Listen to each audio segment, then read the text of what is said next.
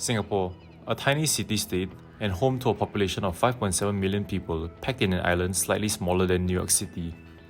With the rising concern of green and cheap energy across the world, Singapore has started to set its eyes on nuclear, and we are here to investigate why.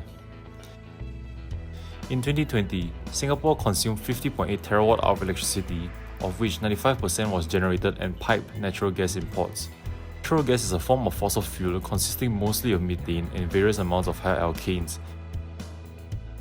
And in Singapore, it comes mostly from its two neighbouring countries, Malaysia and Indonesia. This reliance on natural gas has made Singapore highly dependent on them for the energy and hence susceptible to cost fluctuations, supply disruptions, and vulnerable should national interests misalign. Furthermore, given Singapore's absence of wind, tides, consistent sun, and a general lack of space, it will be difficult for Singapore to adopt renewable energy and is left with little options should it want to achieve its net zero carbon emissions goal by 2050.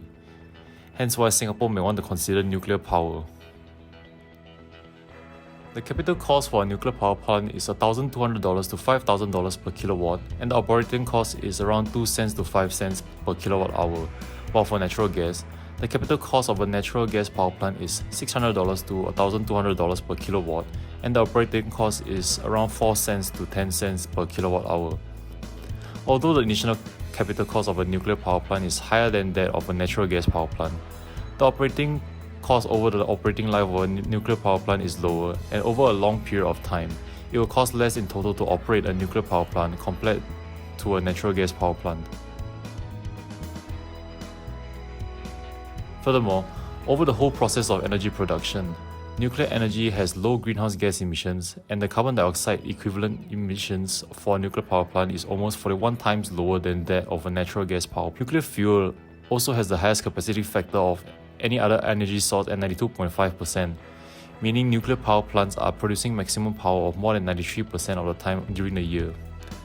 Natural gas, on the other hand, has a capacity factor of 56.6%, which is approximately 1.6 times lower than that of nuclear power.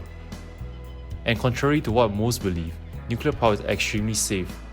From the 1940s to present, there have been 31 natural gas accidents, compared to nuclear energy where there were only 3 major accidents. Let's say Singapore chooses to go ahead with a small modular reactor plant.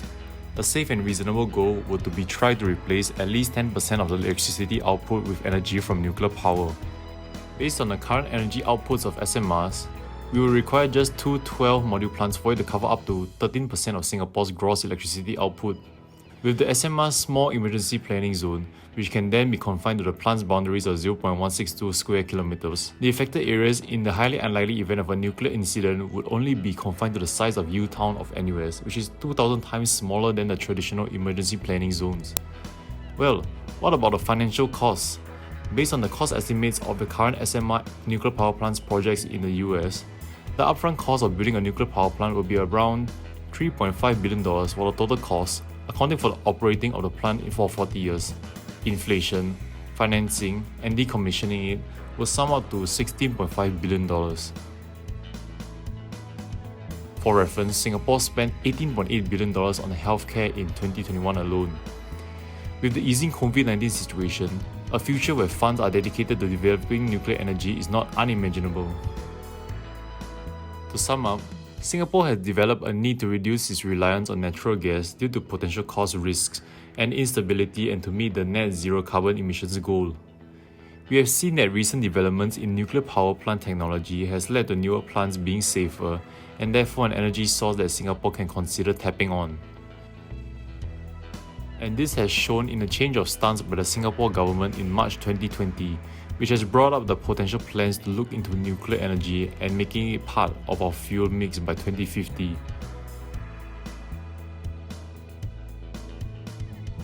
The final hurdle they will have to cross is convincing the public.